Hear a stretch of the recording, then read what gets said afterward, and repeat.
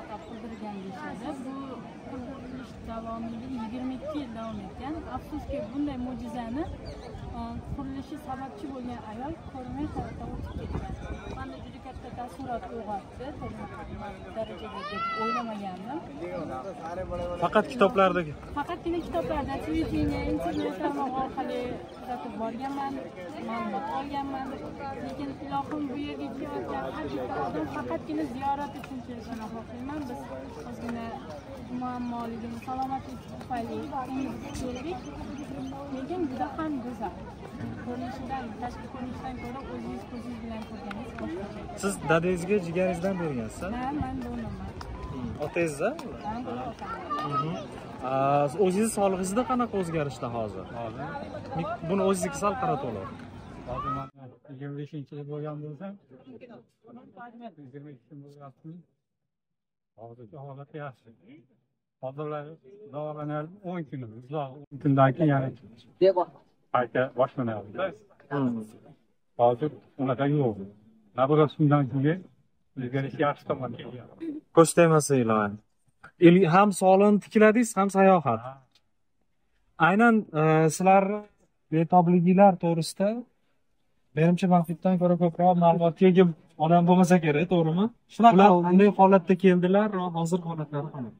Mana Said Valixon aka bo'ladilar. Juda og'ir holatda Hindistonga kelgandilar va mana Halimaxon o'zi qiz bo'ladilar. Donorlik qildilar va akaning holatida baribir juda og'ir holatda kelgandilar. Yurishga ham juda qiynalayotgandilar va shu yerda bemorlar ko'pligi sababdan operatsiya ozgina cho'zilganiga ham ancha qiynaldilar. Lekin Xudoga shukr, transplantatsiyadan keyin hozir ko'rib turibsiz, shu darajada yaxshi bo'lib ketganlarki, bemalol yurayaptilar va bugun Toj Mahalga aylangan keldilar. Chunki bilasiz, bu Toj Mahal har bitta o'zbek orzu qiladigan joy.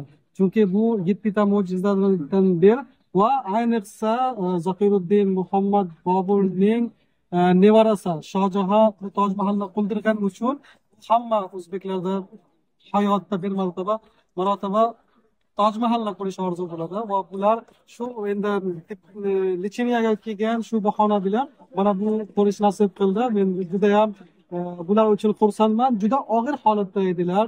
Reanimatsiyada ham juda qiyin payt o'tdi. Lekin Xudoga shukr, endi bilasiz, jigar transplantatsiya, jigar ko'chirib o'tkazish o'zi juda katta narsa. 8 soatdan 10 soat davom etadi. Har xil vaziyat bo'ladi. Lekin Xudoga shukr, shu yoshda ham, yosh katta bo'lganda ham juda chiroyli, juda yaxshi ko'tara oldilar bu operatsiyani va boshqa bemorga qaraganda vaqtdan oldin, ya'ni 21 kun bemor yotishi kerak. Menimcha 14-kun javob berdi. 14-kun javob berdi. Ya'ni bir hafta klinikadan vaqtli chiqdilar. Chunki hammasi yaxshi o'tdi, yaxshi bo'ldi, hech qanaqa asoratlar kuzatmadi. O'shaning uchun hammasi yaxshi o'tdi. Xudoga shukr yaxshi. Endi o'zim vatanga qaytadigan paytdalar. Endi shu fursatdan foydalanib Toj Mahalga bularni aylantirgan keldim. Mana ham sayohat bo'lsin. Endi va bizlarni kuzatib turgan endi Samir akaga ham katta rahmat. Shuncha bizga vaqt ajratgani uchun, shuncha band bo'lib ham vaqt ajratib keldilar va bu fursatdan foydalanib baribir ham katta rahmat. Bunga o'xshagan tasavvurlar bo'lsa, xuddi shunday albatta kelib, bo'lib, o'ynab, shu katta operatsiyalarda xolasa qildirib, shunda o'ynab ketsa bo'ladi, xudo xohlasa. Ortimizda turgan bino dunyoning 7 mo'jizalaridan biri. Yonimizda akamiz 8-mo'jiza bo'lib kelardi unda. To'g'ri, mubolag'a bo'lmaydi. 8-chi bu yangi hayot. Chunki umuman umidi uzilgandilar va bular ham aytib berdilar, o'zi siz aytib berayotganda qanaqa o'zi holatda edi. O'shani bir ozgina qisqacha bo'lsa ham tomoshabinlarga aytib bersiz, xursand bo'laman. Boshda o'tgan oldin qiyinchiliklar, oldin qanday qiynalib yurayotgandingiz va hozirgi holatingiz qanday?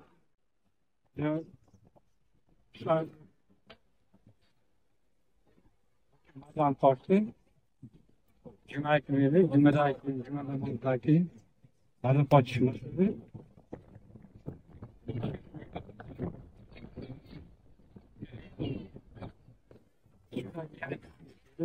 Kelgan odam tanimasdi. Kim keldi? Nima tabiatlar tumas. Yo'q, bu yerdan chiqib olsak deyapmiz. Bugunga chiqdi. Bugunda yana 3 kun bizga kelmaganlar. Yo'q, ben sağ borganimni ham bilmadim. Qanaqa borganimni. Yana bittasi bilmayman. 10 kun davolashdi.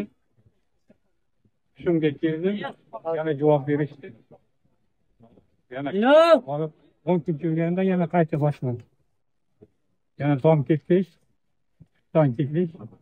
Oyog'im yurolmasdi. Namanganda ko'chakda ekan. Yotdim, keyin ular tavsiya qildi.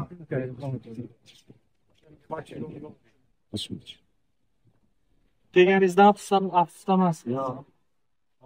Alloh. Ana joyda ham kitob beradi. Qosim chiqadi. Endi baribir kimdir sababchi bo'ladi. Sabab borda. Unda aytganki, halokatga tashlamang. Ha. Hatto bolam demoqchi. Keyin siz borasiz, alhamdulillah, 10 to'liq yoza olasiz. 10 yoshimda preparatoratda yoziladi. Va arab tilini ham zo'r. Arab tilini zo'r bilaman. Bakalorius, magistratura hammasi arab tili. Endi Ismoil aka ko'p narsani yaxshi biladilar. Ozgina aka haqida ozgina aytib o'tsangiz, ozgina ma'lumot bersangiz, chunki ko'p narsa aka ko'rmagan narsa ham siz ko'rdingiz. Hamma yugurib siz qildingiz. Aka o'qishida bo'lmaganda ular yonida. Ha, yonida hammasini shuncha baribir bu bitta odamning ishi emas. Jigar transplantatsiya agar hamma oilaviy yordam bir-biriga bermasa bo'lmaydi. To'g'ri. Holatlari.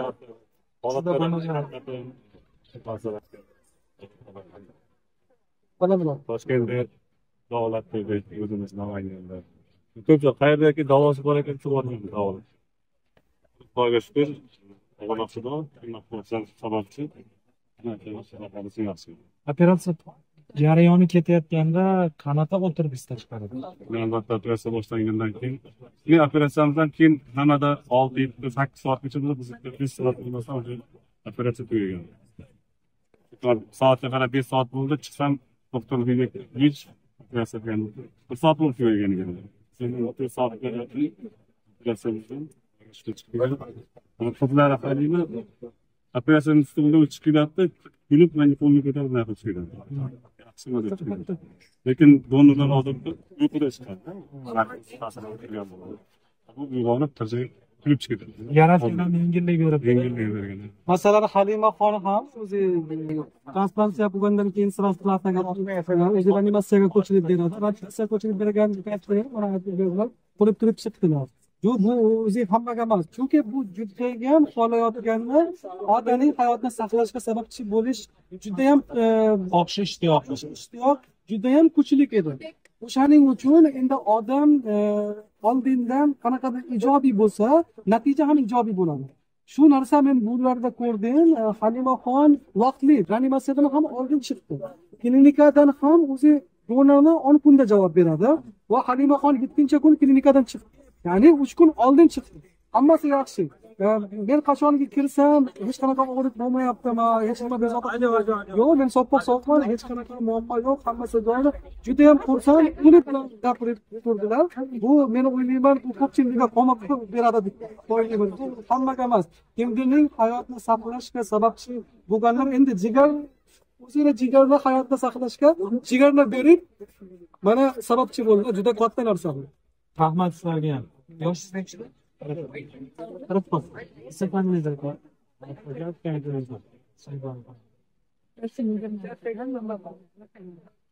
Rahmat.